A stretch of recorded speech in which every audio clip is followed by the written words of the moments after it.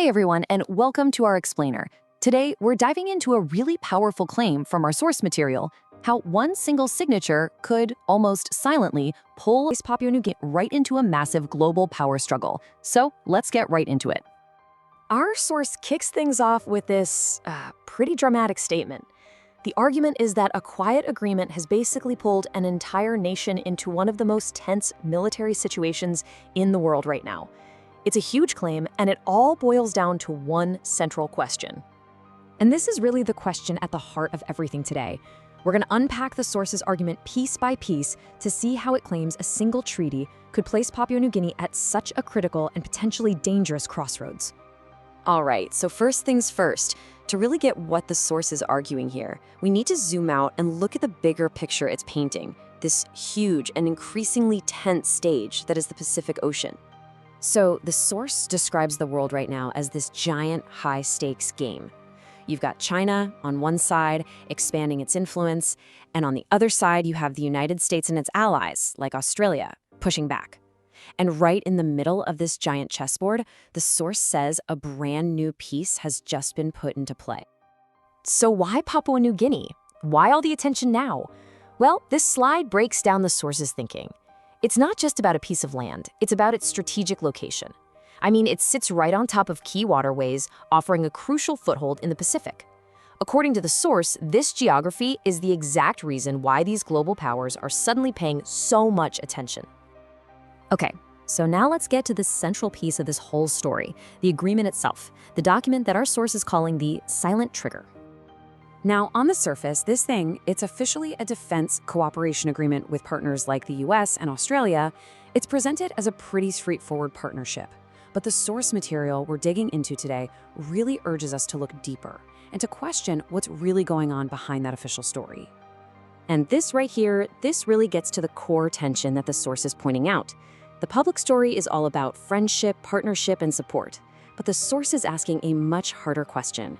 Was this treaty actually designed to protect PNG, or was it designed to position PNG, its land, its ports, its islands, as a strategic piece in a conflict that, frankly, it has nothing to do with?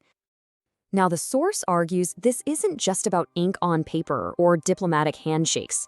It's about real, physical things changing on the ground far away from the public eye.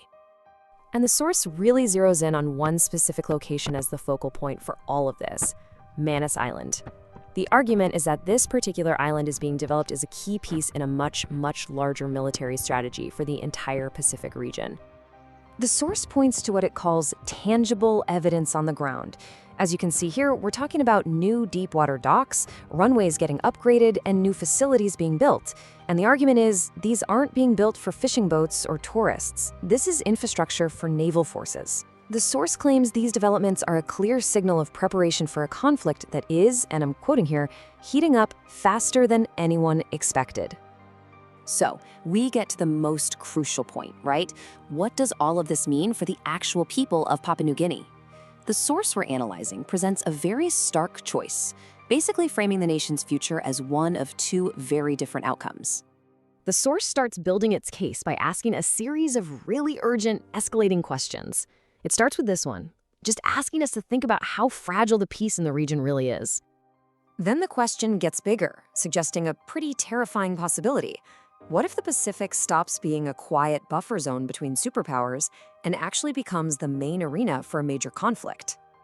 And finally, it brings it all into sharp focus.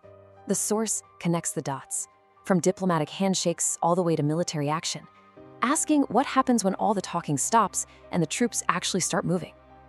And this, right here, is the human element at the very heart of the source's warning. The argument is that these high-level political decisions are not abstract at all. They have the potential to directly impact the coastlines, the villages, and the families of an entire nation for generations to come.